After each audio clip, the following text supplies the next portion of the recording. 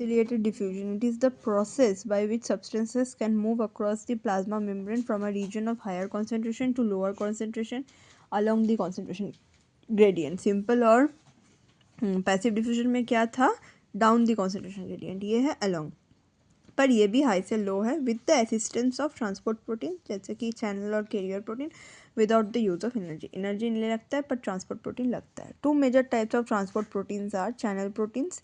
एक होता है as their name indicate they form pores in membrane through which substances can pass. तो as their name indicate channel protein, वो membrane में pores form करते हैं जिसमें से सब्सटेंस पास कर सकता है. सेकेंड है rate of diffusion is higher in channel protein than in carrier. Channel में डिफ्यूजन रेट ज़्यादा है कैरियर से. It show less specificity of diffusing substances, क्योंकि अगर चैनल में होल हो जाए तो कोई भी सब्सटेंस ज़्यादातर न्यूट्रिएंट्स पास कर सकता है, तो लेस स्पेसिफिक है वो.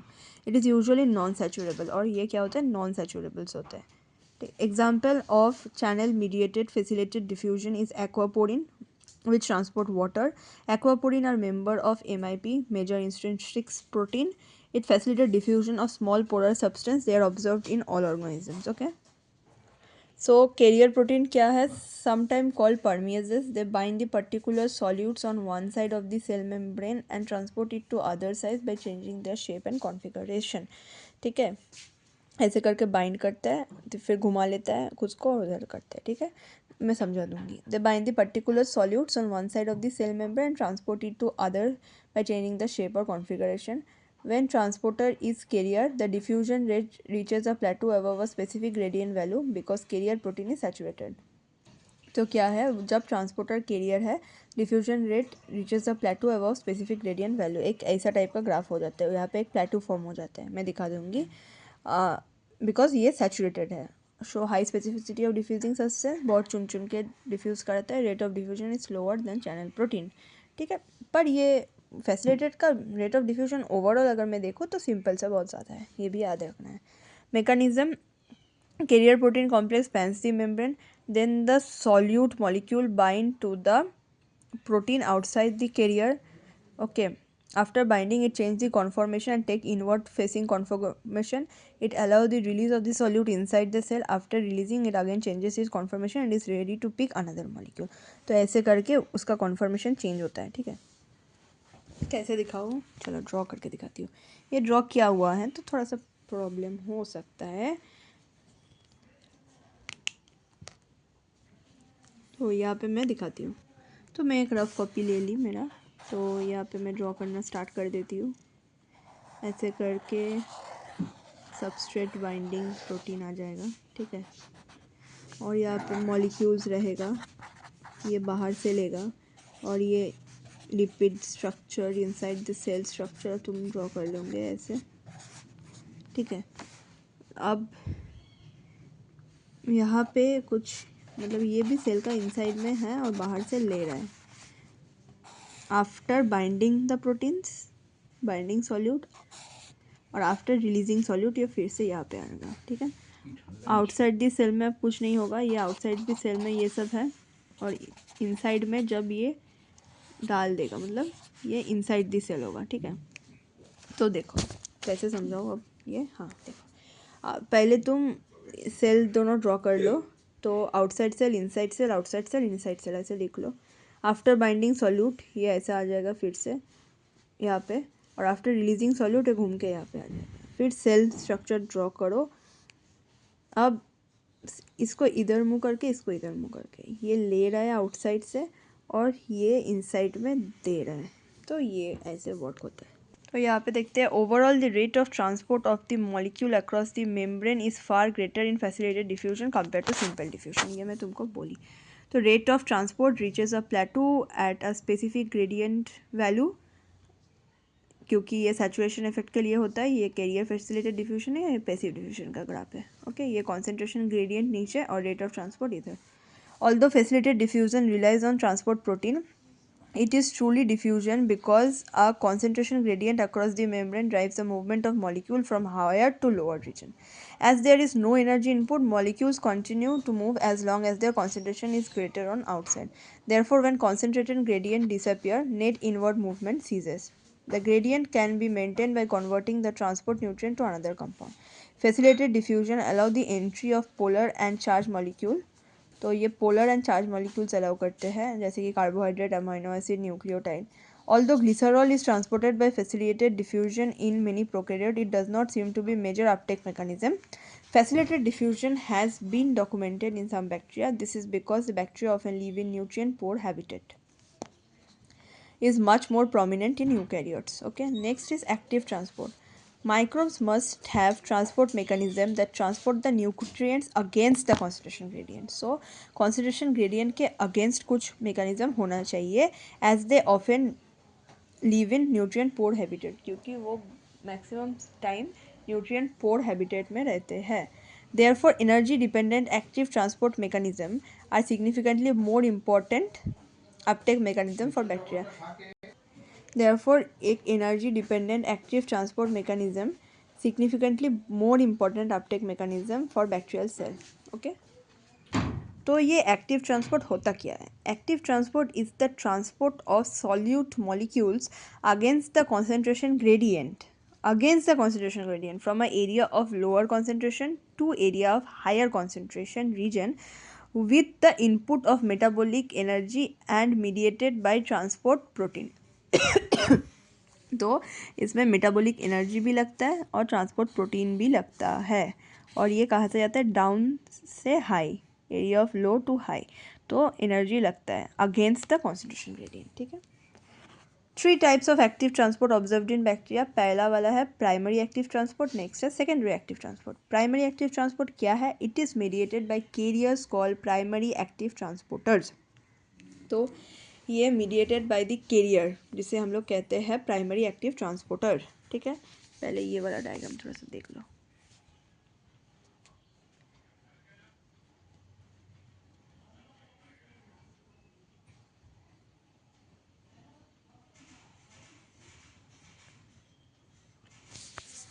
तो ये क्या होता है? It is mediated by carriers, primary active transporters. ठीक है, याद रहेगा. Substance move against the concentration gradient. Energy provided by ATP hydrolysis. Primary active transporter uniporters move a single molecule across the membrane. तो ये uniporter है, एक molecule membrane में move करता है. An important example of primary active transporters are ABC transporter, ATP binding cassette transporters. ठीक है, ये हो गया प्राइमरी एक्टिव. एनर्जी कहाँ से मिलता है? ATP hydrolysis against the concentration gradient. Primary active transporter example है ABC transporter, ATP binding cassette transporter. ये primary active transporter uniporter move a single molecule across the membrane. Okay, primary active transporters are uniporters move a single molecule across the membrane. अब आ जाता है ABC transporter. It is the transport system that employ the substrate binding protein with transmembrane and ATP hydrolyzing components are called ABC transport system.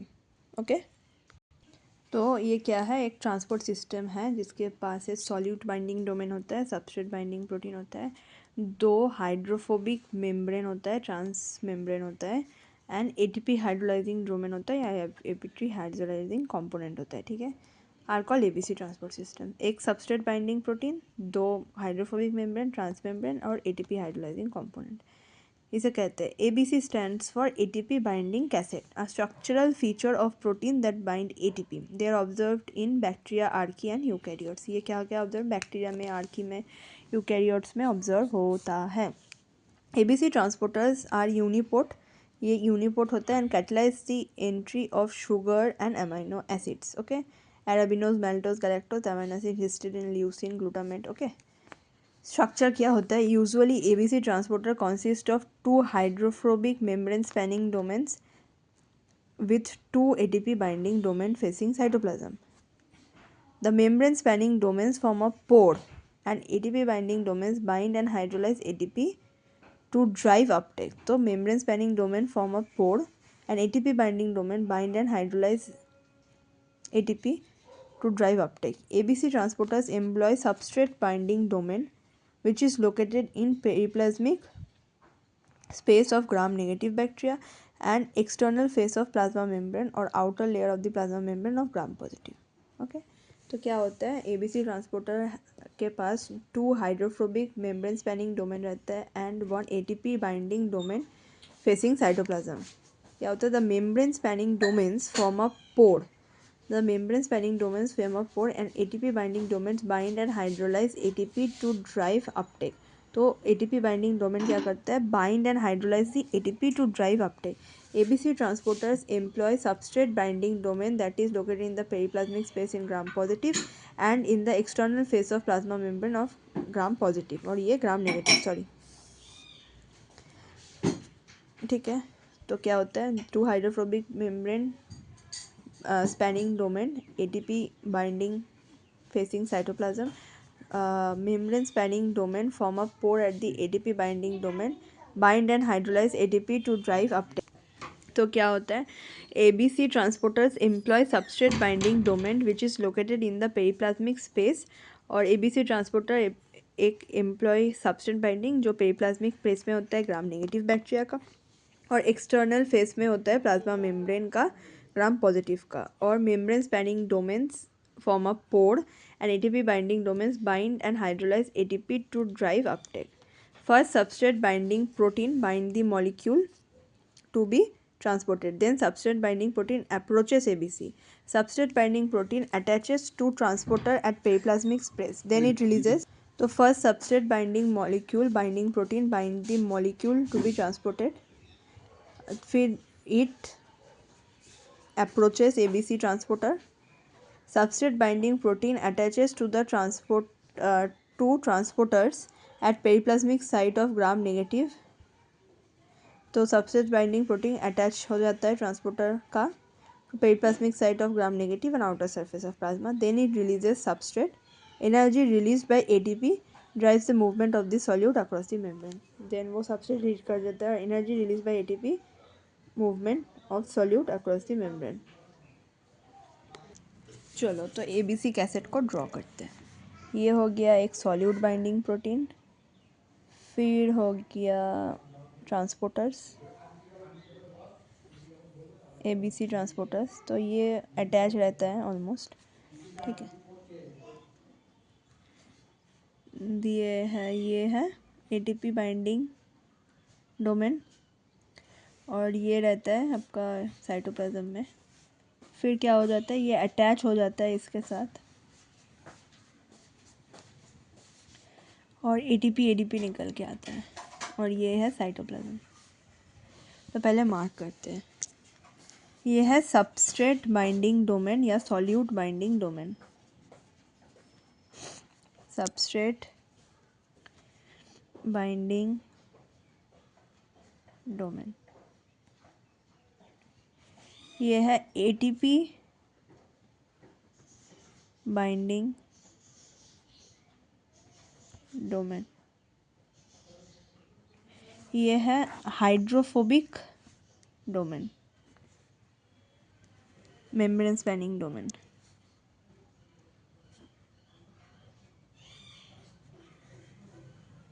और इसे हम लोग और एक क्या कह सकते हैं? ट्रांसपोर्टर. ये ही ट्रांसपोर्ट करते हैं.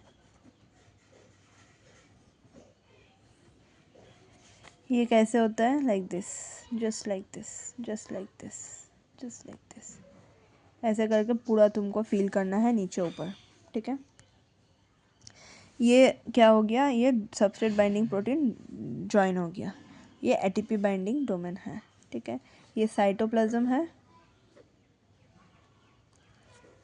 और इसके ऊपर पेरिप्लाज्म है. अब क्या होता है? फर्स्ट वाला पॉइंट, आफ्टर बाइंडिंग सॉल्यूट. तो आफ्टर बाइंडिंग द सॉल्यूट क्या होता है? द सबस्ट्रेट बाइंडिंग डोमेन, मतलब ये अप्रोच करता है ABC ट्रांसपोर्टर, मतलब ये ज्वाइन हो जाता है, यहाँ पे आके लग जाता है. सेकेंड क्या है? Solute binding protein attaches. Solute binding protein attaches to the transporter and releases solute. Energy released by the hydrolysis of the ATP drives the movement of the solute across the membrane. तो ये हो गया after binding the solute substrate binding domain attaches to the transporter and releases the energy release by ATP hydrolysis drives the solute across the membrane. तो ये move करते हैं. तो यहाँ पे कैसे निकलता है? ATP ADP ATP ADP plus ये PI निकल जाता है, तो ये हो गया ABC ट्रांसपोर्टर। ठीक है, तो क्या है, ion gradient are arise primarily in 3 ways. अच्छा, पहले सेकेंडरी एक्टिव ट्रांसपोर्ट हम लोग देखेंगे। ठीक है, it is mediated by secondary active transporter. वो प्राइमरी एक्टिव ट्रांसपोर्टर था, उसका एक एग्जांपल था ABC ट्रांसपोर्टर। इसका देख रहे हैं, substances move across the concentration gradient, across the नहीं होता है, अगेंस्ट होता है दोनों में ही। ठीक है, it uses potential gradient, potential energy of ion gradient, potential energy use करते हैं आयन ग्रेडियंट का, proton gradient that establishes proton motive force. ठीक है, during electron transport. Okay, secondary active transporters are co-transporters, that is two substances simultaneously, that is they move two substances simultaneously. तो symport antiport, when two substances both move in same direction, Na plus glucose co-transporter or sympoters or lactose permease. Antiporter, when two substances move in opposite direction, sodium proton antipoters, sodium proton antipoters, Na plus glucose sympoters और को transporters और lactose परमियस। ये हो गया uniport, एक direction में एक ही substance जा रहा है। सिम्पोर्ट, दोनों सब्सटेंस जा रहा है सेम डायरेक्शन है। एंटीपोर्ट, दोनों अपोजिट में। ठीक है, आयन ग्रेडियंट का क्वेश्चन देख लो, ये खुद से ट्राई करना है। ओके।